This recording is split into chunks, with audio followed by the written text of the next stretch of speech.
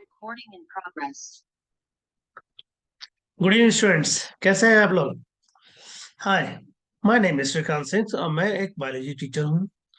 आज फिर से मैं आपके सामने कुछ नीट के क्वेश्चंस लेके आया हूँ। और चलिए आज फिर से हम लोग जो है मिल करके कुछ नीट के क्वेश्चंस को हम लोग सॉल्व करते हैं। वेल, हमारा पहला question, cisternae is found only in mitochondria. Only in cisternae is found, कहाँ मिलता है ये सिस्टर्ने हमारा? Only in mitochondria. पहला ऑप्शन है ओनली इन माइटोकॉन्ड्रिया। सबसे पहले मैं आपको बता दूं कि एंडोप्लाज्मिक रेटिकुलम, एंडोप्लाज्मिक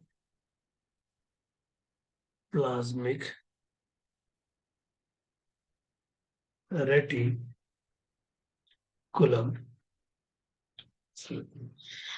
इसके तीन कंपोनेंट है। पहला है आपका सिस्टर्ने, सेकेंड ऑप्शन है आपका वो है टिब्यूल्स। टिब्यूल्स होते हैं स्टूडेंट्स, और बेटा लास्ट होता है वेसिकल्स। ये सिर्फ एंडोप्लाज्मिक रेटिकुलम में ही नहीं, जब हमने cell the unit of cells chapter को कंप्लीट किया था तो उसमें गोल्जी प्रोडक्ट्स हमने पढ़ा था कि endoplasmic reticulum have three component, cisternae, tubule and vesicles.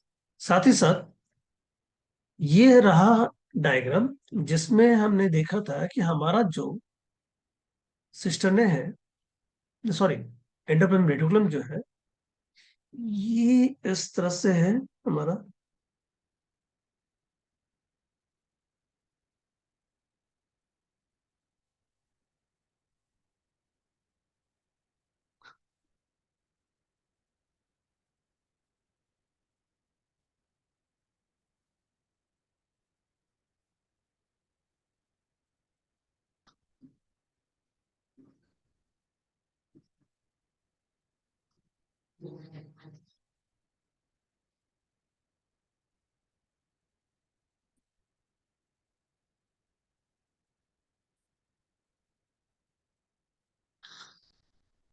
ये रहा स्टूडेंट्स हमारा न्यूक्लियस। ठीक है, अब टुवर्ड द इनसाइड, जब हम ये रहा हमारा न्यूक्लियस। न्यूक्लियस के आउटर मेम्ब्रेन स्ट्रक्चर से आपका एंडोप्लाज्मिक रेटिकुलम स्ट्रक्चर का फॉर्मेशन होता है। इनसाइड द आपका, ये inside the membrane is called, inside the membrane is called smooth endoplasmic,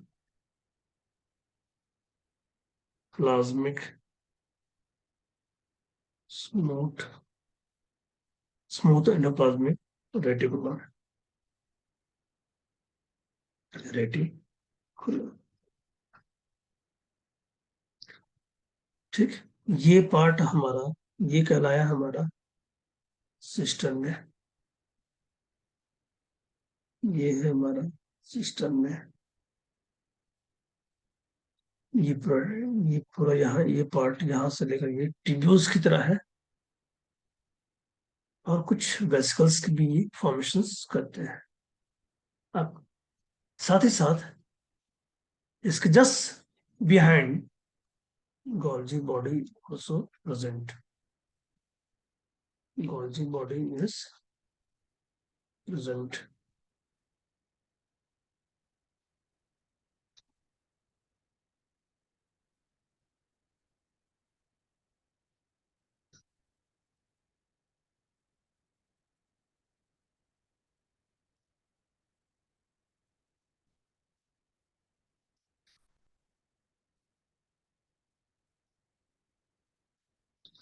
अब ये पार्ट जो है इसका, ये भी कहलाया हमारा सिस्टर ने सी, ये पार्ट कहलाया हमारा टिब्यूल्स, और कुछ ये वेसिकल्स का सिक्रेट करते हैं।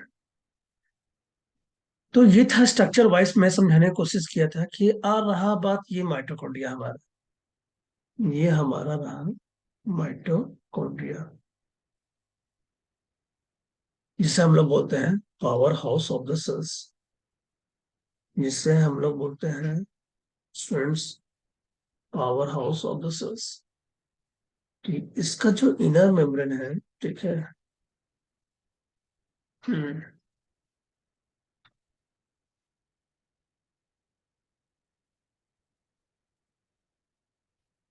तो ये जो है हमारा, ये कहलाता है हमारा क्रिस्टे, क्रिस्टे। अंदर पाया जाने वाला liquid substance is called matrix, matrix. क्योंकि मेरा ये मानना है कि अगर बायो का कोई भी क्वेश्चन अगर आपको सॉल्व करना है, तो डायग्राम अगर पिक्चर आपके ब्रेन में है, इंफॉर्मेशन इज क्लियर है, तो आराम से कि सही ऑप्शन को आप करेक्ट कर सकते हैं। तो हमें इसी तरह से समझना है। तो ओनली माइटोकॉन्ड्रिया, क्या सिस्टम है आपको दिख रहा है माइटोकॉन्ड्रिया में? नहीं, बिल्कुल नहीं। तो पहला ऑप्शन हमारा नहीं होगा, सीधी सी बात। Second option, only in endoplasmic reticulum, सिर्फ एंडोप्लाज्मिक रेटिकुलम में ही सिस्टम नहीं प्रेजेंट है, आपका गोल्जी बॉडी में भी प्रेजेंट है। गोल्जी बॉडी में भी प्रेजेंट आपका सिस्टम में है। It's a Golgi body. तो सेकंड ऑप्शन भी हमारा नहीं होगा स्टूडेंट। तीसरा option, in endoplasmic reticulum and Golgi body both. और fourth option, only Golgi body, नहीं, सिर्फ गोल्जी बॉडी में नहीं प्रेजेंट है। तो यानी हमारा सही आंसर हो स्टूडेंट थर्ड वन।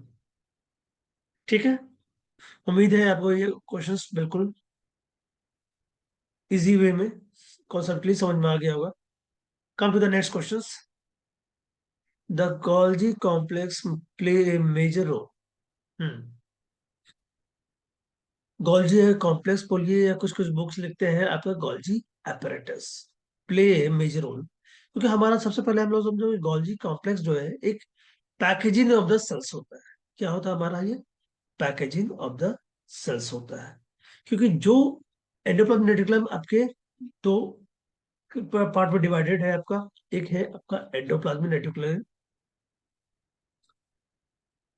एक आपका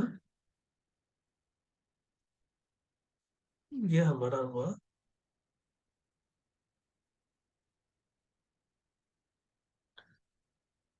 एंडोप्लाज्मिक रेटिकुलम।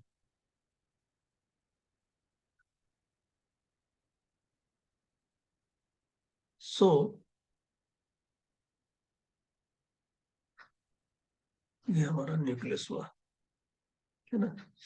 तो इनसाइड द मेम्ब्रेन में आपका कोई राइबोसोम प्रेजेंट नहीं है। ये रहा हमारा smooth endoplasmic reticulum. Outside surface में प्रेजेंट रहता है हमारा राइबोसोम। स्टूडेंट्स, इसमें भी मैं एक इंफॉर्मेशन ये बताना चाहूंगा कि हमारा राइबोसोम जो है वो स्मॉल यूनिट और बिगर यूनिट का कंपोजिशन का बना हुआ है। तो हमारा बिगर यूनिट जो है प्रेजेंट होता है एंडोप्लाज्मिक रफ एंडोप्लाज्मिक रेटिकुलम के सरफेस पे। ठीक है। तो ये हमारा कहलाएगा हमारा रफ एंडोप्लाज्मिक रेटिकुलम। ठीक। इन ये तो हुआ Golgi complex play major role. ठीक है। तो अभी अब इसमें जो है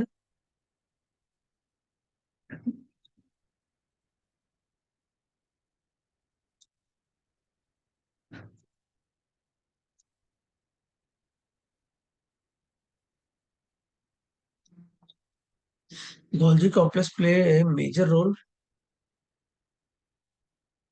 इन post translation modification of protein and glycosidation of lipid. Students, एक एक वर्ड को समझिए। इन, पहला ऑप्शन क्या बोल रहा है? इन पोस्ट, पोस्ट मतलब बाद। ट्रांसलेशनल मतलब जैसे जैसे ये ट्रांसफॉर्म हो रहा है और उसमें चेंजेस आ रहा है, दैट इज कॉल्ड ट्रांसलेशन और मॉडिफिकेशन ऑफ प्रोटीन। अब ये प्रोटीन कहां से आ गया, है ना?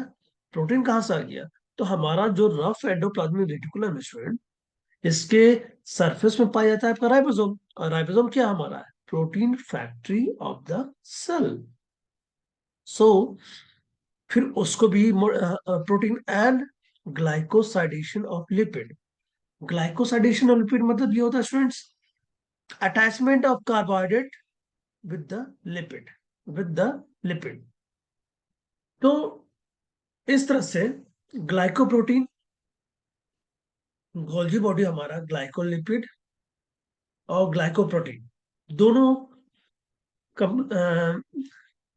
कंपोनेंट को जो है मॉलिक्यूल्स को वो सिंथेसिस करते हैं, सिंथेसाइज करते हैं, और फिर उसको पैकेजिंग करते हैं, अच्छे से मॉडिफाई करते हैं, और तब जाकर उसको रिलीज करते हैं आउटर एनवायरमेंट में। और फाइनली हमारा लाइसोसोम, गोल्जी एपरेटस की लास्ट जो स्टेप है वो हमारा लाइसोसोम बिगर मॉलिक्यूल होता है, जिसमें आपका हाइड्रोलाइटिक एंजाइम प्रेजेंट है, हाइड्रोलाइटिक एंजाइम प्रेजेंट है, जो जिसको हम लोग बोलते हैं suicidal bag of the cells. क्यों? क्योंकि इसमें लाइपेज, प्रोटीज, न्यूक्लियस, अमाइलेज, इस तरह के जो है एंजाइम प्रेजेंट होते हैं, जो जब बर्स्ट करता है आपका लाइसोसोम, तो उसके बाद ये सारे एंजाइम बाहर निकलते हैं, उसको कंप्लीटली डाइजेस्ट करते हैं, डेड सेल्स को, अनवांटेड वेस्ट मटेरियल को डिटॉक्सिफिकेशन करते हैं, एवरीथिंग, ताकि हमारा सेल्स को जो है वो कंप्लीटली वो हेल्दी बनाते हैं, नीट एंड क्लीन। नाउ ये पहला ऑप्शन हुआ in post translation of modification of protein. Modification of protein modify तो कर ही रहा है हमारा Golgi body, and glycosidation of lipid, यानी addition of carbohydrate with lipid को कहते हैं हम लोग ग्लाइकोसाइडेशन। सेकेंड ऑप्शन है student in trapping the light. ये हमारा क्लोरोप्लास्ट नहीं है जो फोटोसिंथेसिस प्रोसेस करेगा, क्योंकि फोटोसिंथेसिस प्रोसेस जो है वो क्लोरोप्लास्ट के में प्रेजेंट होता है। उसमें जो क्लोरोफिल जो मॉलिक्यूल जो जो प्रेजेंट है आपका थैलेकॉइड के इनर मेम्ब्रेन में, वो ट्रैप करती है लाइट को, और इलेक्ट्रॉन जो है वो एक्साइटेड होता है, और उसके बाद वो इलेक्ट्रॉन को ट्रांसफॉर्म करती है। So trapping the light and transform it into the chemical energy, यानी हमारा फोटोसिंथेसिस क्या है? एक फोटो केमिकल प्रोसेस है, यानी वो लाइट एनर्जी को केमिकल एनर्जी में कन्वर्ट कर रही है। तो गोल्जी अपरेटस में ऐसा कोई, गोल्जी कॉम्प्लेक्स में ऐसा कोई बात नहीं है। सो आपका स्टूडेंट ये ऑप्शंस बिल्कुल नहीं होगा। थर्ड ऑप्शन आते हैं इन डाइजेस्टिंग, डाइजेस्ट यानी ब्रेकडाउन करना, ब्रेकडाउन प्रोसेस यानी कैटाबॉलिज्म। कैटाबॉलिज्म प्रोसेस क्या होता है मेरा स्टूडेंट?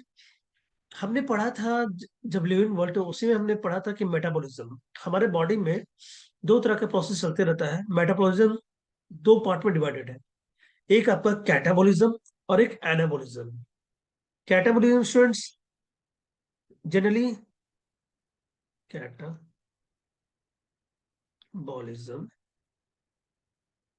ये बिगर मॉलिक्यूल को ब्रेक डाउन करता है और स्मॉलर मॉलिक्यूल में कन्वर्ट करता है, ठीक है।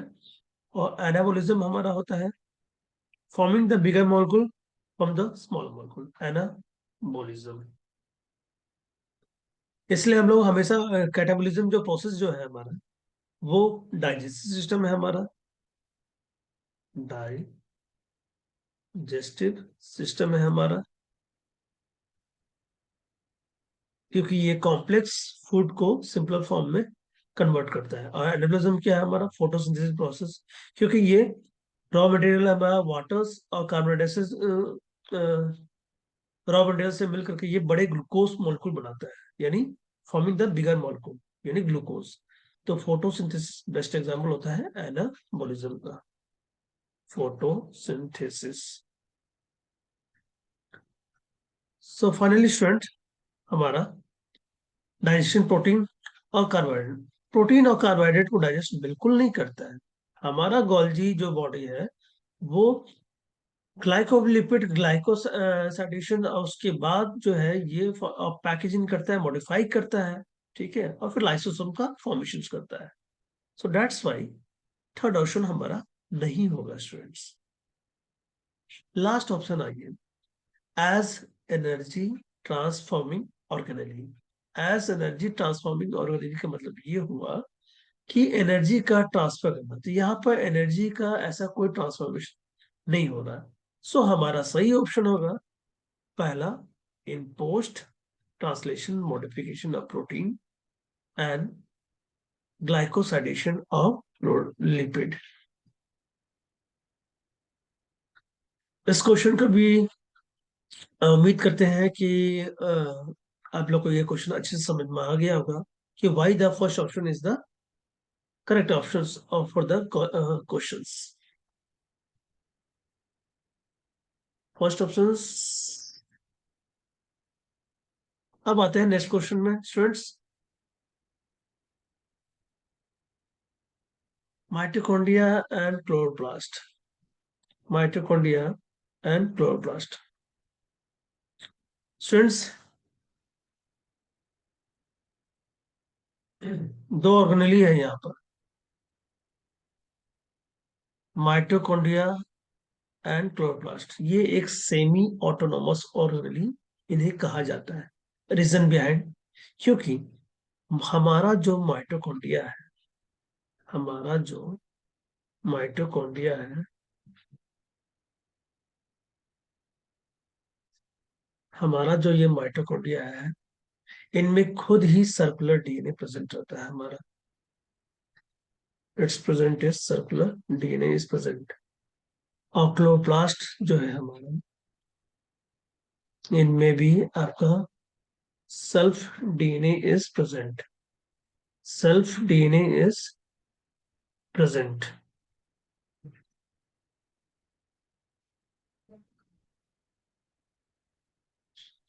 तो दोनों के पास सिर्फ डीएनए ही नहीं, खुद का न्यूक्लियस का डीएनए बिल्कुल ये इस्तेमाल नहीं करते हैं। इनके पास खुद का अपना राइबोसोम भी प्रेजेंट है, वो भी 70s का राइबोसोम ऑल्सो प्रेजेंट। यानी ये प्रोटीन का सिंथेसाइज भी कर सकते हैं और खुद भी रेप्लिकेशन प्रोसेस भी ये खुद रेप्लिकेटेड ऑर्गेनेली इनके पास रेप्लिकेट करते हैं डीएनए को। यानी रेप्लिकेशन प्रोसेस होता है कि डीएनए से डीएनए का एक कॉपी बना। तो माइटोकॉन्ड्रियल क्लोरोप्लास्ट खूब ही कर सकते हैं क्योंकि ये सेल्फ डिपेंड है, इनके पास है मशीनरी। सो क्वेश्चन बोल रहा है हमारा, mitochondria and chloroplast are semi autonomous. Autonomous मतलब ये self depend. Autonomous organelle semi autonomous है क्योंकि इनके पास राइबोसोम है जो प्रोटीन का सिंथेसाइज कर सकता है। इनको दूसरे से ना न्यूक्लियस से इनके कोई उम्मीद रहता है। ठीक है, ये खुद सही है, चीजों को बनाते हैं और सिंथेसाइज करते हैं और अपने फंक्शन को अच्छे से परफॉर्म करते हैं। उसके बाद आपका सेकंड, ए तो इन्होंने ये बोला।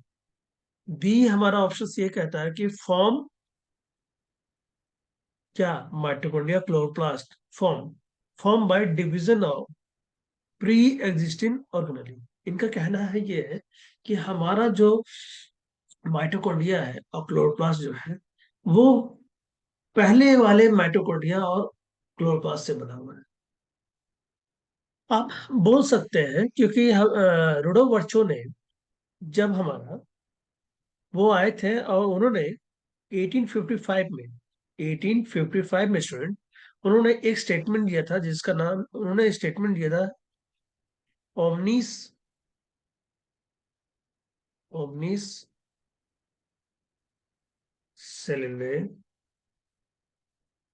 ओमनी सेलुले ए सेलुले ओमनी सेलुले एंड सेलुले, जिसका मतलब ये होता है कि all cells are all cells are all cells are arising all cells are arising from from from pre-existing cells from pre-existing cells। जब सेल्स जो है प्री पहले वाले सेल से ही ओरिजिनेट हो रहा है तो उनके अंदर में पाए जाने वाले ऑर्गेनेली तो ऑब्वियसली जो है प्री। तो आप बोल सकते हैं ये यहाँ भी पोर्शन जो है आपका division of the pre existing organelle, या you can say form by division of pre existing organelle and they contain. उसके बाद जो बनते हैं आपका माइटोकॉन्ड्रियल प्रोटीन है वो कंटेन करते हैं, दे कंटेन डीएनए। हाँ, बिल्कुल सही है, but lack protein synthesizing machinery. यहां से स्टूडेंट स्टेटमेंट आपका गलत है। स्टेटमेंट जो है हमारा गलत है। क्यों? क्योंकि मैंने आपको कुछ सेकंड पहले ये बताया कि माइटोकॉन्ड्रिया क्लोरोप्लास्ट के पास खुद खुद का अपना राइबोसोम है। वो प्रोटीन आराम से इजिली बना पाते हैं। सो यहाँ पर सेंटेंस लिख रहा है कि लैक यानी कमी है प्रोटीन सिंथेसाइजिंग मशीनरी का, मतलब वो मशीन की कमी है जो प्रोटीन बनाता हो, बट ऐसा कुछ नहीं है। Now which one of the following option is correct? कौन कौन सा ऑप्शन जो है करेक्ट होंगे, हम देखेंगे। Both A and B are correct. पहला तो सही है, पहला सही है। दूसरा जो है ऑप्शन बी जो है वो गलत है। Both A B are correct, नहीं, ये ऑप्शन भी नहीं होगा। B is true, B true तो नहीं है, गलत है। सो दैट्स वाई, और A is false. Just reverse कर दीजिए, ठीक है। वो करेक्ट है इनका, पर ये गलत होगा। Third, A is true. हाँ, पहला ट्रू है, बट बी इज फॉल्स। हाँ, ये रहा हमारा सही ऑप्शन स्टूडेंट। फोर्थ है हमारा both A and B are false, both A and B are false. हम्म दोनों गलत है। नहीं स्टूडेंट्स, पहला तो हमारा सही है, क्योंकि सेमी ऑटोनोमस ऑर्गेनिज्म हम लोग जानते हैं ना, माइटोकॉन्ड्रिया क्लोरोप्लास्ट को। So that's why correct option हमारा होगा third one, A is true and B is false. उम्मीद करता हूँ मैं स्टूडेंट्स ये भी क्वेश्चंस जो है आपको इजली से समझ में आ गया होगा। How the third option is the correct options. Come to the next questions. Select the wrong statement from the following. जितने भी चार स्टेटमेंट दिए हुए हैं इनमें से आपको गलत जो स्टेटमेंट है उनका सिलेक्शन करना है।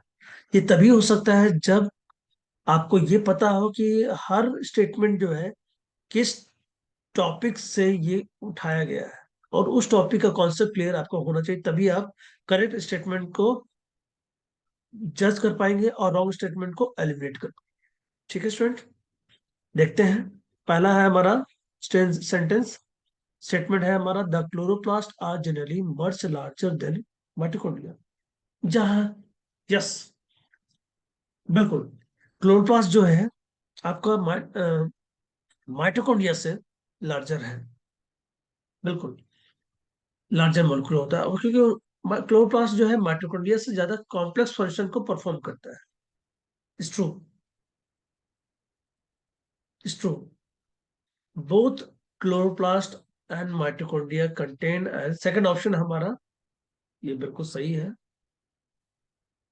Both chloroplast and mitochondria, chloroplast और mitochondria contain an inner and outer membrane. बिल्कुल, हमारा स्टूडेंट, हमारा जो ये रहा हमारा माइटोकॉन्ड्रिया, ठीक है, ये डबल मेम्ब्रेन स्ट्रक्चर होता है स्टूडेंट्स,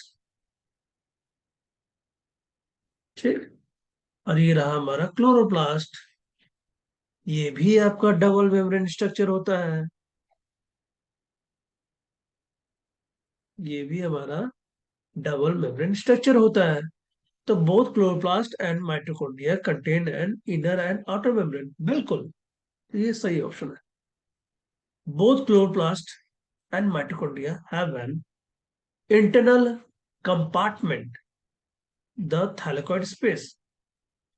बोथ में तो नहीं है, माइटोकॉन्ड्रिया में बिल्कुल नहीं। थैलेकॉइड का जो है टर्मिनोलॉजी, ये सिर्फ आपका क्लोरोप्लास्ट में हो सकता है, ये सिर्फ क्लोरोप्लास्ट में हो सकता है। ये सिर्फ आपका क्लोरोप्लास्ट में होता है जहां पर लाइट रिएक्शंस ऑकर करता है। थैलेकॉइड स्पेस,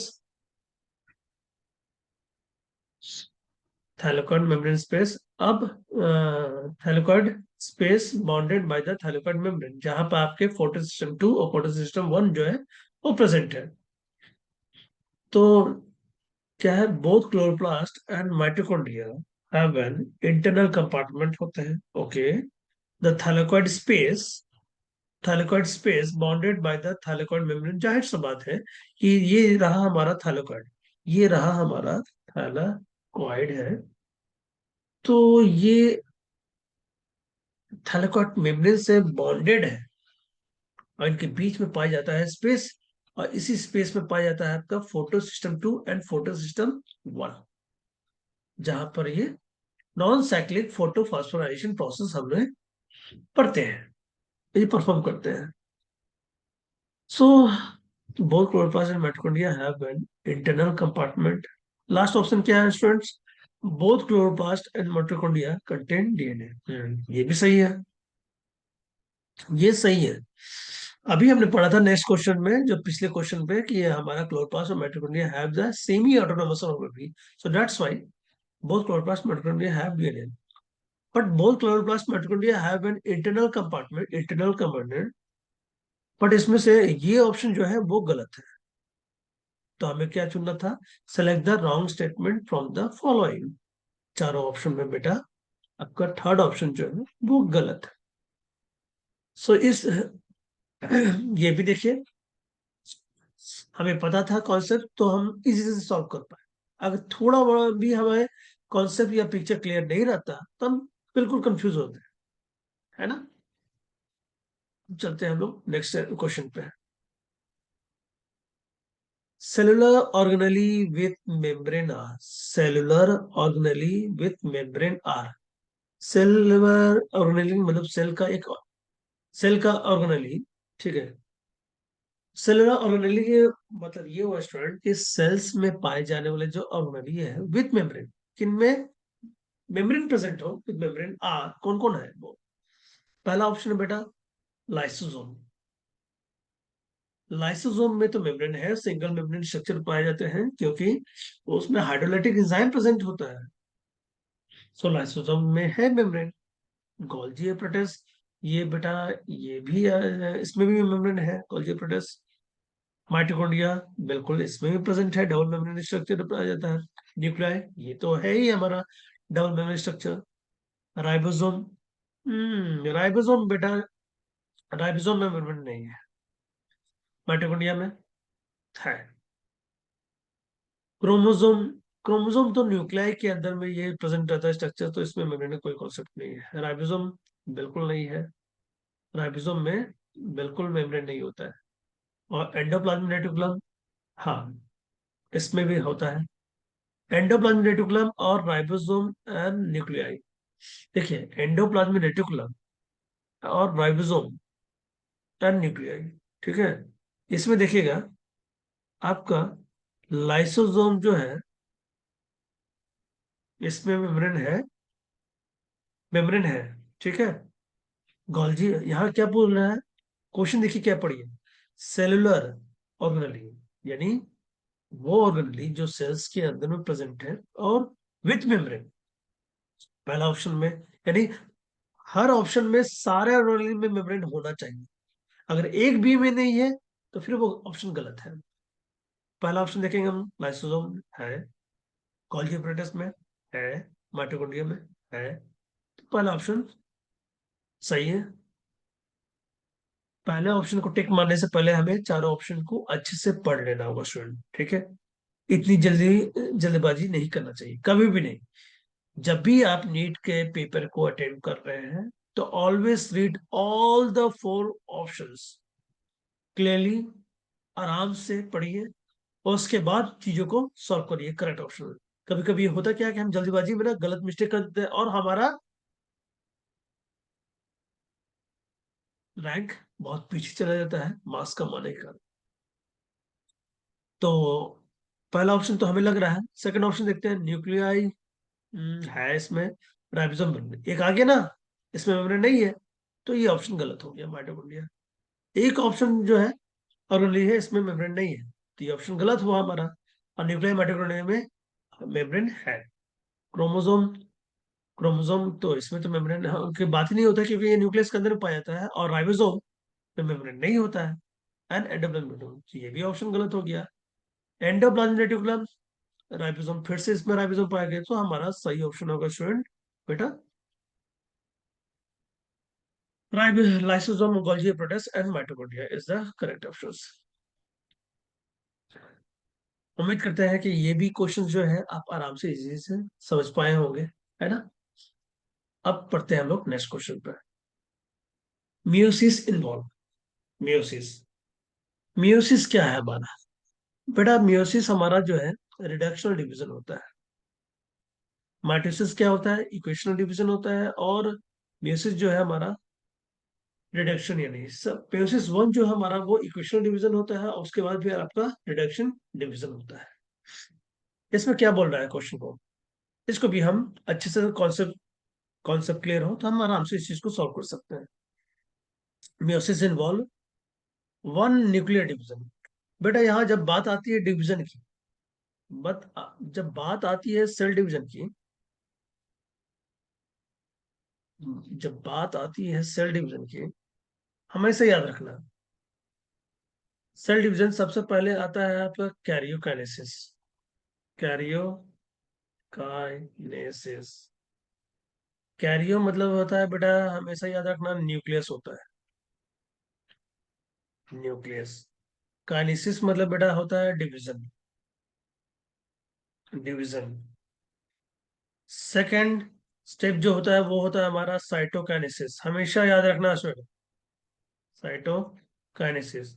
साइटो मतलब साइटोप्लाज्म का डिवीजन, साइटोप्लाज्म का डिवीजन, ठीक है। तो जाहिर सा बात है कि जब एक पैरेंटल सेल, जब हमारा एक पेरेंट सेल जो है जब डिवाइड करेगा और दो डॉटर सेल्स बनाएगा, दो डॉटर सेल्स बनाएगा, तो दोनों डॉटर सेल्स को न्यूक्लियस चाहिए, तो डिवीजन होता है हमारा कैरियोकाइनेसिस। उसके बाद साथ ही साथ साइटोप्लाज्म भी इक्वल अमाउंट में पाया, हमें दोनों डॉटर सेल्स को चाहिए, सो that's why cytokinesis second step. अब क्वेश्चन है हमारा वन न्यूक्लियर डिवीजन, यानी इसका कहना क्या है कि म्यूसिस में एक न्यूक्लियर डिवीजन होता है, पहला ऑप्शन। दूसरा one chromosome division. Okay, meiosis हम लोग जान रहे हैं स्टूडेंट कि म्यूसिस में हम पढ़े हैं कि म्यूसिस जो है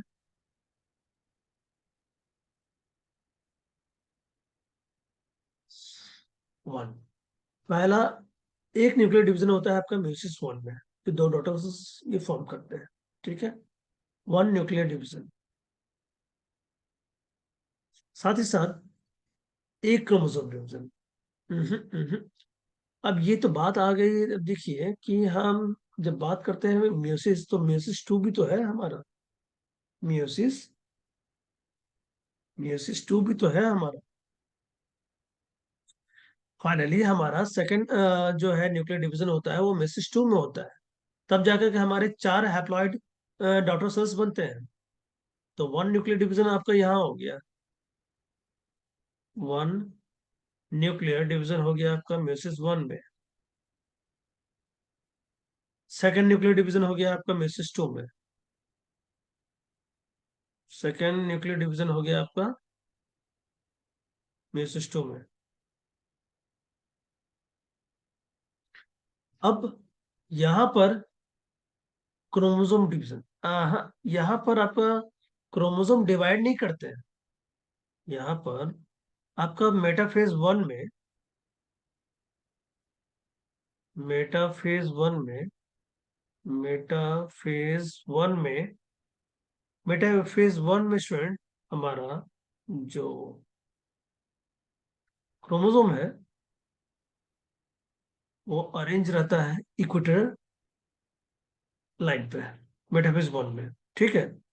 लेकिन जब बात आती है एनाफेज वन में, तो यहाँ पर आपका होमोलोगस क्रोमोसोम जो है वो सेपरेट होते हैं, यहाँ होमोलोगस क्रोमोसोम इज सेपरेट। यहाँ पर आपका एनाफेज वन में, एनाफेज वन में आपका होमोलोगस क्रोमोसोम जो है, होमोलोगस क्रोमोसोम जो है वो सेपरेट हो रहे हैं, यानी यहाँ से आपका सेंटर में ब्रेकडाउन होगा, तो जो हमारा होमोलोगस क्रोमोसोम जो है वो सेपरेट हुआ। बट हमारा मेसेज टू में sister chromatid is going to be division. Sister chromatid क्या होता है बेटा? ये रहा हमारा क्रोमोसोम, ये आपस में कहलाएंगे हमारा सिस्टर क्रोमेटिड, सिस्टर क्रोमैटिड। तो यानी हमारा होमोलोगस क्रोमोसोम जो है, सॉरी, यानी हमारा अगर क्रोमोसोम डिवीजन की बात करेंगे तो वो सिर्फ एक ही बार होता है, वो है हमारा मेसेज टू में होता है। अगर न्यूक्लियर डिवीजन की बात करेंगे तो वो दोनों में होता है। So that's why second option हमारा क्या है? One nuclear division and one chromosome division. ये ऑप्शन बिल्कुल गलत होगा। सेकंड ऑप्शन आपका two nuclear division, yes. One chromosome division, हाँ, सही है। One nuclear division and two chromosome division, ये भी गलत है, क्योंकि मियोसिस वन में नहीं होता है न्यूक्लियर डिवीजन, सॉरी, क्रोमोसोम का डिवीजन। और two nuclear division and two chromosome, ये तो बिल्कुल ही गलत है। तो हमारा करेक्ट ऑप्शन होगा बेटा सेकंड वन, मियोसिस वन। अगर आपको सेल साइकिल के मियोसिस का कंप्लीट साइकिल पता हो तो आप इस चीज को समझ सकते हैं कि हमारा सेकंड ऑप्शन क्यों सही है। क्यों सही है बेटा? क्योंकि देखो, पहला ऑप्शन क्या है हमारा? वन न्यूक्लियर डिवीजन, ठीक है, माने ये चीज वन न्यूक्लियर डिवीजन। बट हमारा क्रोमोसोम जो है वो डिवाइड नहीं करता है, वो सेपरेट हो रहा है। हमारा क्रोमोसोम जो है वो एनाफेज में आपका सेपरेट हो रहा है, डिवाइड नहीं कर रहा है। और आपका सेकंड जो ऑप्शन है आपका टू न्यूक्लियर डिवीजन, जाहिर सी बात है, म्यूसिस वन में आपका एक न्यूक्लियर डिवीजन होता है और सेकंड जो न्यूक्लियर डिवीजन आपका म्यूसिस टू में होता है। और वन क्रोमोसोम का डिवीजन फाइनल जो है डिवाइड होकर के भी फोर हप्लाइड जो है सेल्स हमारे बनते हैं। तभी तो मियोसिस को हम लोग बोलते हैं reductional division. Meiosis one is called equational division and meiosis two is called reductional division, क्योंकि क्रोमोसोम नंबर हाफ हो जाता है, क्रोमोसोम नंबर हाफ हो जाता है। So two nuclear division and one chromosome division. अब थर्ड ऑप्शन देख लो कैसे गलत है ये हमारा। वन न्यूक्लियर डिवीजन, यानी कहने का मतलब है सिर्फ एक ही न्यूक्लियर डिवीजन हो रहा है क्या? बेसिस टू टू का जो न्यूक्लियर डिवीजन वो का क्या हुआ? उसको क्या काउंट नहीं करेंगे? करेंगे। सो ये ऑप्शन गलत हुआ। और टू क्रोमोसोम डिवीजन, वाह वाह वाह, अब दो क्रोमोसोम आप डिवाइड कर दे रहे हैं, वहां पर सेपरेशन होता है बेटा, हमेशा ये चीज याद रखना। और आपका फोर्थ ऑप्शन जो है वो बिल्कुल ही गलत है। क्यों? क्योंकि टू न्यूक्लियर डिवीजन की बात कर रहा है ये, चलो ठीक है, it's correct, two nuclear division is correct. But two chromosome division, फिर वही कॉन्सेप्ट है। मैं ये कहना चाहूंगा कि अब जो पहला मेसिस वन में आपका क्रोमोसोम डिवाइड नहीं करता है, वो होमोलोगस क्रोमोसोम जो है वो सेपरेट होते हैं, होमोलोगस क्रोमोसोम जो है सेपरेट होते हैं। और हमारा फाइनल डिवीजन जो होता है वो मेसिस टू में होता है, जिसके कारण हम लोग हैप्लॉइड सेल्स का फॉर्म करते हैं। Is it clear students? Okay. So तो ये सारे कॉन्सेप्ट के साथ हमारा सेकंड ऑप्शन जो है वो सही है। बाकी आपका पहला, तीसरा और फोर्थ इस गलत। ठीक है स्टूडेंट्स, अब आते हैं नेक्स्ट क्वेश्चन पे। गटेशन, वाओ, गटेशंस, क्या है गटेशंस? बेटा आपने कभी देखा है आपने नाइट में, ये रहा हमारा, समझो ये ट्री है, ठीक है, और इससे निकला हुआ ये लीफ। कभी आपने देखा है कि नाइट में घास में आपने देखा होगा, ठीक है, या किसी के पत्ते के पे ये ड्रॉपलेट टाइप फॉर्म आप देखते हो कि हमारा क्या रहता है, वाटर मॉलिक्यूल्स होते हैं प्रेजेंट। ये सिर्फ आपको रात में देखने को मिलेगा आपका, या फिर आपका अर्ली मॉर्निंग, जब सुबह मॉर्निंग वॉक के लिए जाते हो तब आराम से आप देख सकते हो प्लांट के लीफ के कॉर्नर, यानी लैमिना जो सरफेस होता है ना, ये हमारा लीफ होता है, बीच में ये मिड रिब होता है, और ये रहता है हमारा वेन, ये होता है हमारा when, it's a mid rib, और ये हुआ हमारा वेन, ये हुआ हमारा when. Arrangement of when is called venations, simple. तो ये हुआ हमारा ड्रॉपलेट फ्लोइंग प्रक्रिया, इसी को हम लोग बोलते हैं गडेशन। यानी गडेशन क्या होता है? The uninjured part of the plant, from that part of the plant जो अनइंजर्ड, यानी कहीं चोट वोट नहीं लगा उसे, ठीक है, तभी वो कुछ ड्रॉपलेट जो रिलीज करता है, that is called guttation. Actually ये गटेशन होता क्यों है? एक्सेस अमाउंट ऑफ वाटर जब प्लांट एब्जॉर्ब कर लेते हैं और ट्रांसपिरेशन रेट जो है वो लेस होता है, जिसके कारण ये गटेशन का फॉर्मेशन होता है। ऑब्वियसली क्या करेंगे? बैलेंस करना है उन्हें अपने इंटरनल सराउंडिंग एनवायरमेंट को, जिसके कारण ये वाटर ड्रॉपलेट्स को बाहर in the form of water droplet release करते हैं प्लांट्स हमारे। पहला ऑप्शन क्या है? Take place during night. हाँ, बिल्कुल नाइट में होते हैं, नाइट में plus early morning, when root pressure is positive. अब सवाल उठता है, एक टॉपिक आ गया, एक टर्म आ गया, रूट प्रेशर। रूट प्रेशर क्या होता है बेटा? जब एक्सेस अमाउंट ऑफ वाटर जो है आपका रूट एब्जॉर्ब कर रहा है वाटर को, ठीक है, तो रूट प्रेशर। और जहां पर आपका डे टाइम में आप देखोगे ट्रांसपिरेशन रेट जो है, फॉर एग्जांपल के लिए ये मान लीजिए कि हमारा ये हुआ ट्री, ठीक है, ये हुआ ट्री। अब ये है हमारा इधर ब्रांचेस, और उसके बाद ये हमारा यहाँ पर आपका एक्सेस अमाउंट ऑफ वो जो है, ये ट्रांसपीरेशन ट्रांसपीरेशन रेट। अब ये जो है हमारा रूट प्रेशर, यानी हमारा वाटर को अब्जॉर्ब करता है, it's a root pressure root pressure. यहाँ पर काम करता है आपका trans transform pole theory transform theory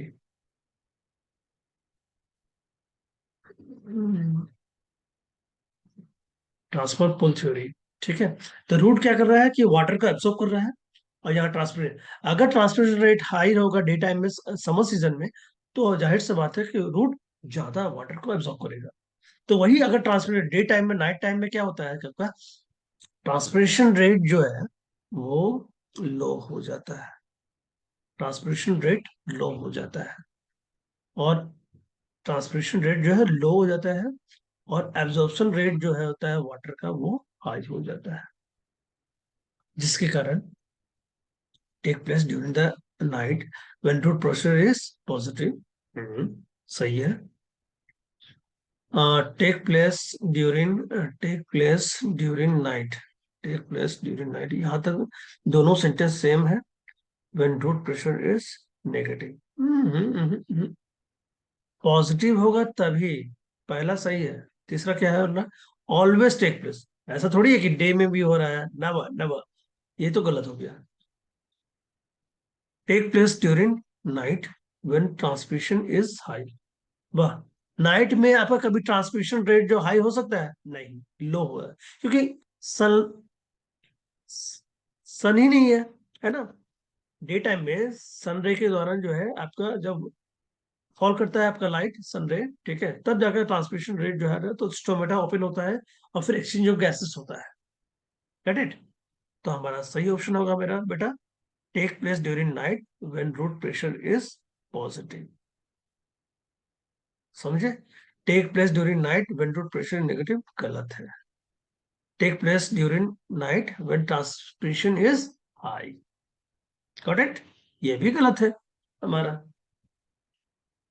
इस तरह से हमने इस क्वेश्चन को भी इजी वे में हम लोग सॉल्व किया। इसी तरह से क्वेश्चन को अच्छे से पढ़िए और हर ऑप्शन को समझिए, कौन सा ऑप्शन जो है परफेक्ट है आंसर क्वेश्चन का, तभी चीजें क्लियर होगी। ठीक है, जब क्लियर होगा तो हमारा एक्यूरेसी रेट क्या होगा? हाई। Got it? यस। अब आइए नेक्स्ट क्वेश्चन पे। स्टूडेंट्स, ये क्या है क्वेश्चन हमारा? Well,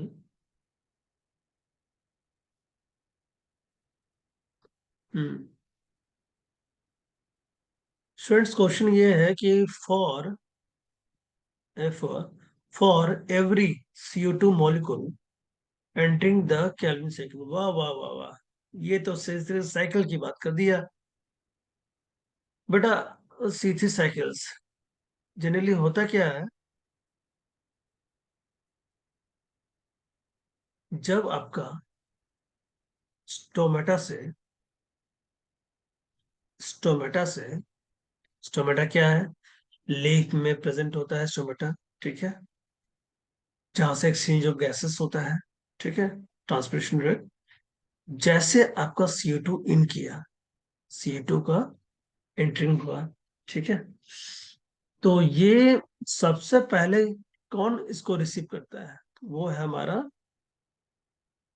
rubisco. रूबिस्को सबसे पहले जो रिसीव करता है वो है हमारा राइबोलोज। ये रूबिस्को जो है, ये है हमारा एंजाइम रूबिस्को। बेटा रूबिस्को जो है मोस्ट अबेंडेंट एंजाइम होता है, मोस्ट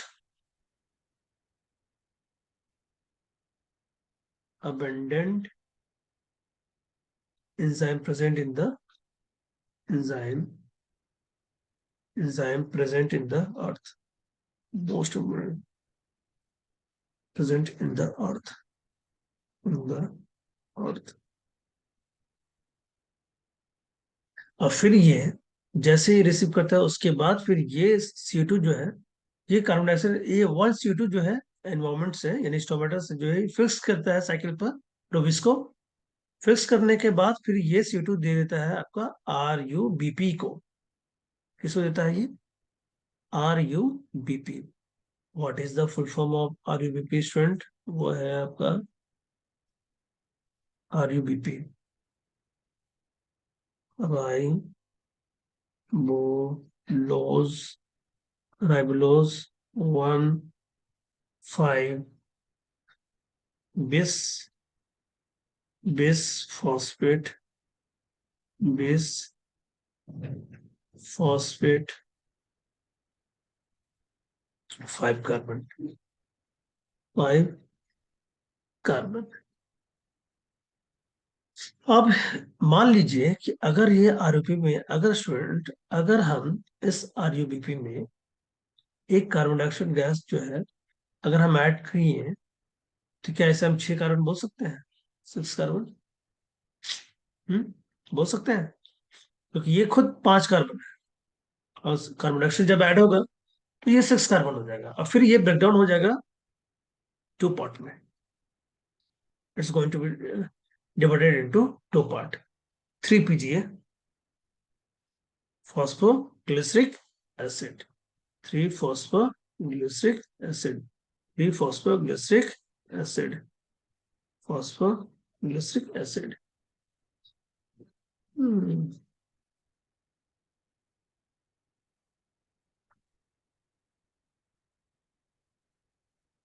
3 फॉस्फोग्लिसरिक एसिड में ये लो। तो सबसे पहले क्या है बेटा कि CO2 मोलिकुलर कंटेंट कैलकुलेशन में आपका एक पहला जो 3 स्टेप में ये कन्वर्टेड है आपका।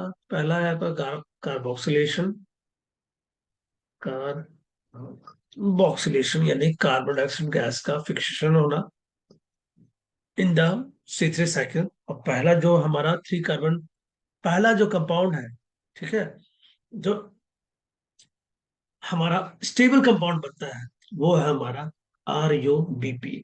नहीं, 3 फॉस्फोग्लिसराइड, ये हमारा 3 कार्बन का कंपाउंड है, स्टेबल पहला कंपाउंड बनता है हमारा, ये हमारा पहला स्टेबल कंपाउंड।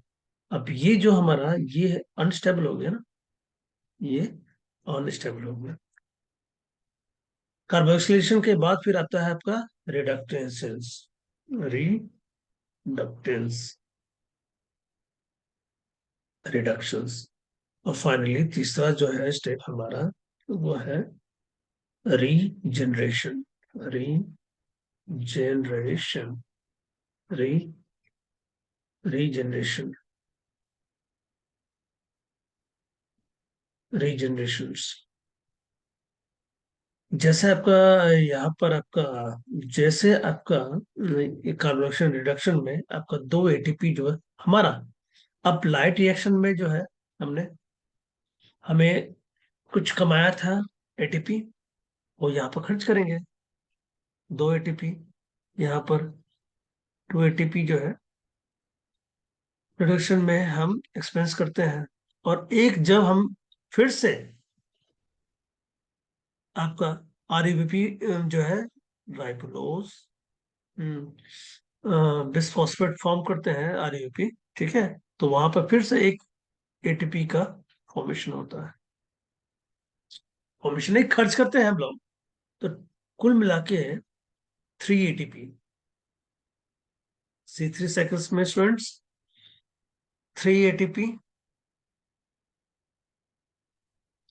और 2 NADPH। 3 एटीपी और 2 NADPH। 2 एटीपी नहीं ना, ये तो गलत हो गया। हम्म 2 एटीपी बिल्कुल नहीं, 3 एटीपी हाँ, यस। 3 एटीपी नो, ये भी गलत है। 2 एटीपी।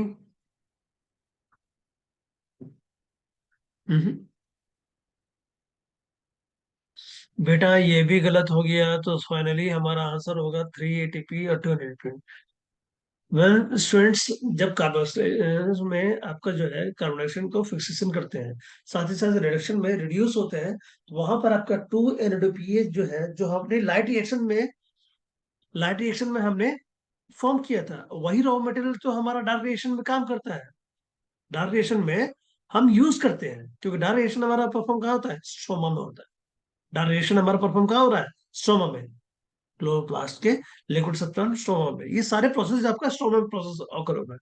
और एक एटीपी जो है हम एक्सपेंस खर्च करते हैं जब अगर फिर से आपका आरयूबीपी कंपाउंड को फॉर्म करते हैं रेबनस में। सो 3 एटीपी इज फॉर्म, 2 NADPH भी रिडक्शन में वहां भी पे हम लोग जो है एक्सपेंस को खर्च करते हैं, जो हमने कमाया था लाइट रिएक्शंस में, एटीपी। और ये चीज जब मैं लाइट रिएक्शन में आपने पढ़ा होगा, तो ये चीज आपने भी जरूर ये चीज जान रहे हो कि जो एटीपी और लाइट रिएक्शन का जो प्रोडक्ट जो होते हैं, यानी एटीपी और एनएडीपीएस जो है प्रोडक्ट, जब तक प्रेजेंट है प्लांट में तब तक अपना डायरेक्ट रिएक्शन चल रहा है। ये टोटली ऐसा नहीं है कि इवनिंग डाइट हुआ रात हो गया और आपका डायरेक्ट रिएक्शन बंद हो गया, नहीं, नेवर।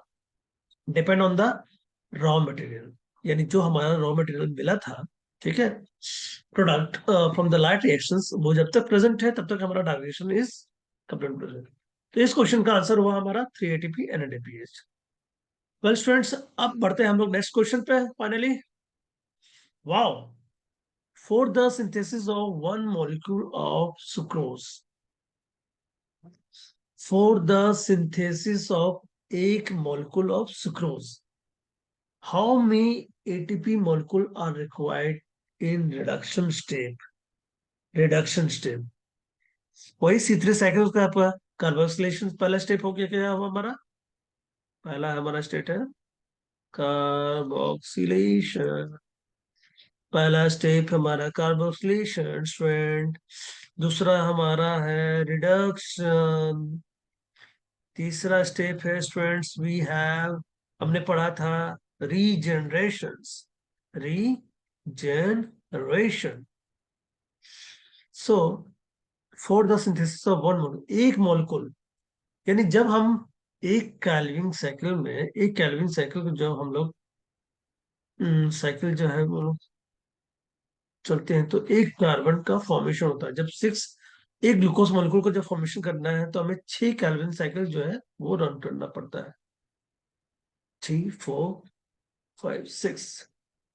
अब जाके हम लोग जो है 6 कैल्विन साइकिल को रन करेंगे, तब जाके हम लोग 6 कार्बन कार्बन मिलेंगे हमें, 6 कार्बन मिलेगा हमें, और 6 कार्बन जब मिल जाएगा हमें, तो आराम से हम लोग ग्लूकोज का फॉर्मेशन कर पाएंगे।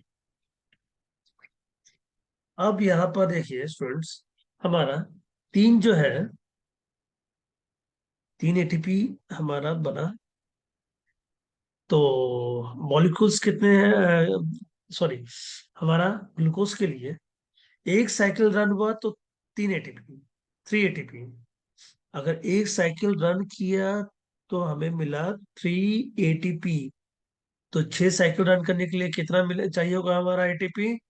वो होगा 18 ATP। ठीक है। और यहाँ देखिए, for the synthesis of one molecule of sucrose, how many ATP molecule are required to reduce step in caloric? 24 ATP गलत। 2 ATP नो। यस। 18 ATP बिल्कुल सही जवाब है। 12 ATP गलत। नेक्स्ट। अब आते हैं नेक्स्ट क्वेश्चन पर student. Which of the following stage of meiosis involve division of centromere? Centromere समझते हो बेटा? सेंट्रोमियर समझ रहे हो? ये बेटा ऐसे है, ये रहा। हम्म, ये क्रोमोसोम है एक, जो शॉर्ट आर्म होता है ना।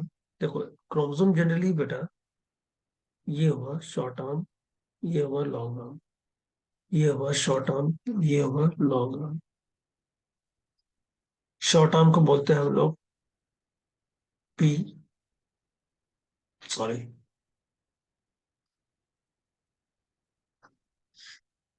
शॉर्ट आर्म को हम लोग बोलते हैं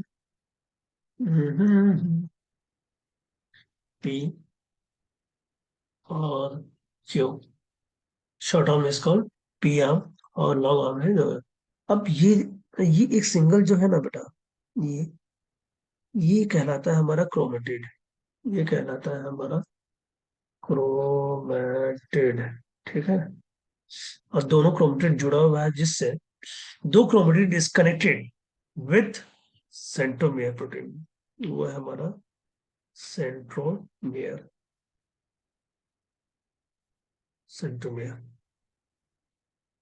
तो which of the following stage of meiosis involve division of centromere? Division of centromere. जाहिर सी बात है, जब एनाफेज में जब सेंट्रोमियर ब्रेकडाउन होगा तो डिवाइड होगा। तो क्या मेटाफेज 2 में? नहीं। Which of the following stage of meiosis की बात हो रही है ना। हम्म सेपरेटेशन ना। टेलोफेज 1 में नहीं, बिल्कुल टेलोफेज नहीं होगा। टेलोफेज, मेटाफेज 1 में आपका इक्वेटोरियल प्लेन में अरेंज हो जाते हैं। क्रोमोसोम जो है वो इक्वेटोरियल प्लेट में अरेंज हो जाते हैं। तो मेटाफेज 1 में तो ये तो नहीं होगा, क्योंकि यहाँ पर डिवीजन ऑफ सेंट्रोमियर की बात हो रही है। और मेटाफेज 2 में बिल्कुल नहीं, उसमें भी नहीं होगा। तो answer will be the anaphase 2 बेटा। Anaphase 2 is the right answer, क्योंकि इसमें आपका सेंट्रोमियर ब्रेकडाउन होगा, तब जाकर ये ऑपोजिट पोल की तरफ मूव ऑन करेंगे। ऑपोजिट पोल की तरफ ये, जैसे आपका ब्रेकडाउन हुआ तो ये हमारा यहाँ पर होता है सेंट्रियोल्स। ठीक है।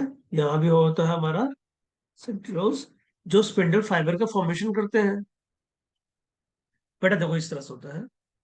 ये रहा हमारा सेल, ये हुआ हमारा सेंट्रियोल, वो सेंट्रियोल कंबाइंड सेंट्रोसोम। ये रहा हमारा,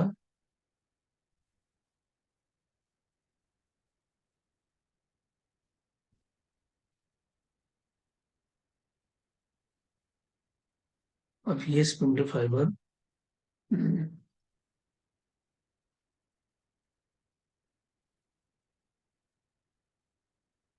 हम्म, ठीक है।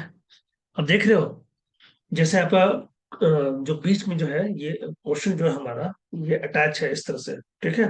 तो ये सेंट्रोमियर जब हमारा टूटा, तब ये ऑपोजिट जो हमारा ये सेंट्रियोल है वो स्पिंडल फाइबर से उसे अपने पोल की तरफ क्या पुल अप कर रहे हैं। ठीक है।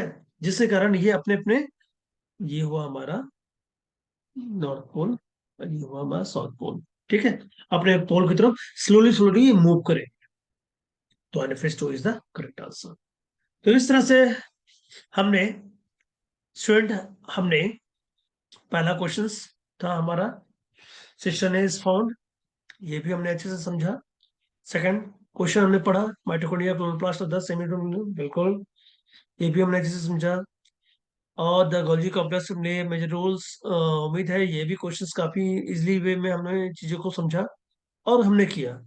तो इस तरह से स्टूडेंट हमने टोटल 10 क्वेश्चन जो है आज हम लोगों ने किया। वेल, मई में हमारा एग्जाम होने वाला है, 5 मई को, so that's why don't forget. इसलिए जितने क्वेश्चन प्रैक्टिस करेंगे हम उतना ही जो है नीट एग्जाम में एक्यूरेसी को अपना मेंटेन कर पाएंगे। ठीक है, practice make a man perfect, students. So stay in touch with my channels and God bless. Take care. Bye bye.